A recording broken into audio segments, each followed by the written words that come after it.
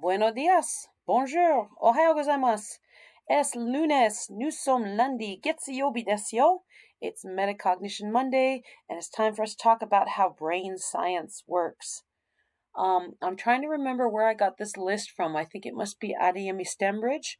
But today we're going to talk about teacher credibility. Okay, this has a huge Hattie effect size. Hattie is this researcher who studied all the important things that we teachers can do to help students learn. Okay, now teacher credibility has nothing to do with I'm not your friend. Okay, I'm your teacher. All right, I'm not a nerd to win you over. I'm a nerd because I like being a nerd. Okay, so I know many of you are not nerds. This has what I do has nothing to do with me trying to be your buddy or pal. It's everything I do is um, do I understand what I'm telling you?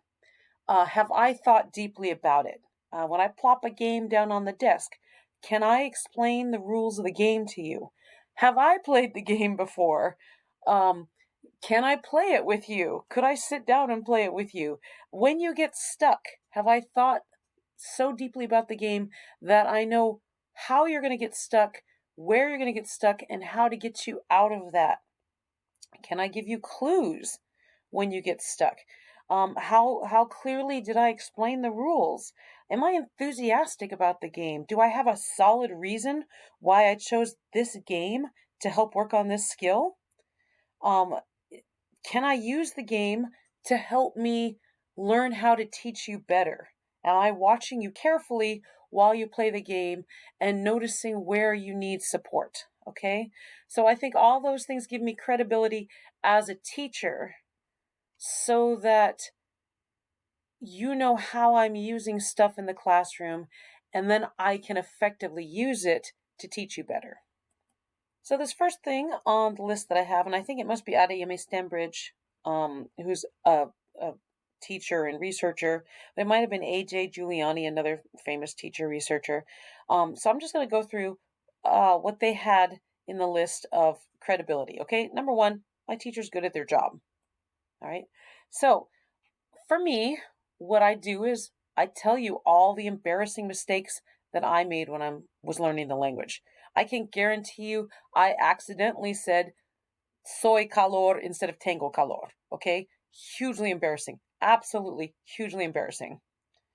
I tell you about the connections that I made. I was staying with Spanish the other day. I just told you guys that when I was learning the word un cartel, I was having trouble remembering un cartel. So I imagined in myself a big poster of a drug cartel. And then I didn't have a problem memorizing that. So I tell you how it was for me learning whichever language I'm teaching. I tell you study techniques that help me personally. I tell you a lot that I learned the hard way that I can't study while I listen to music because if I do, I'm memorizing the music instead of what it is I'm supposed to be memorizing. And I told you concrete things that I did with the language and things that I do with the language even today. So, I became a professional translator, translated 150 movies and TV shows. I tell you about times I traveled to countries and what I did there, and speeches I gave, and all that sort of stuff. Concrete things I did so that you know how I use the language personally. Oh, I tell you about books I've read. Okay, just because I love to read. That's why I learned so many languages. I tell you everything I do with the language. And of course, the last thing that I hope gives me credibility is a sincere wish as a teacher to be a good teacher. I try really hard to be a good teacher. Okay, the next item was value. This work has value.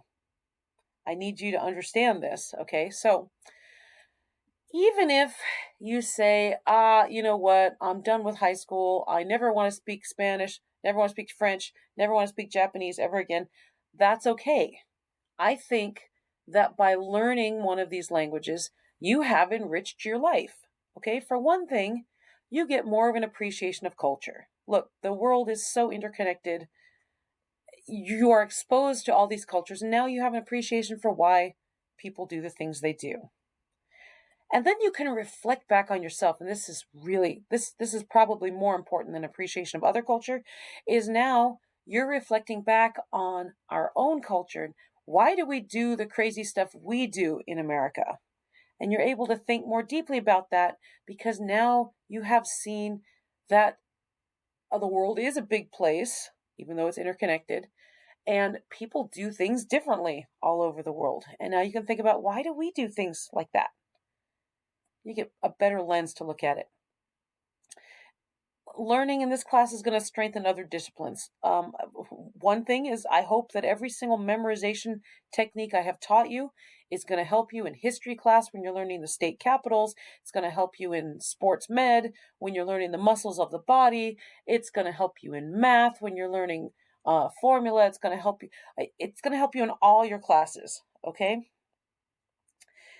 And even if you decide you're never going to speak another language ever again, you still see that the world is a big place and it is interconnected. And so you have an appreciation of how those pieces go together. All right, the next item was belonging. This work lines up with my identity. All right, so we talk a lot about social emotional learning right now. Language is communication.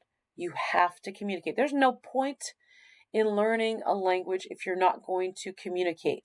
And yes, reading a book is communication because an author sat down and said, I have an idea in my head that I want to communicate, and I'm writing it on paper, and that's how it gets out to the world. Okay? But you have to communicate when you're learning a language.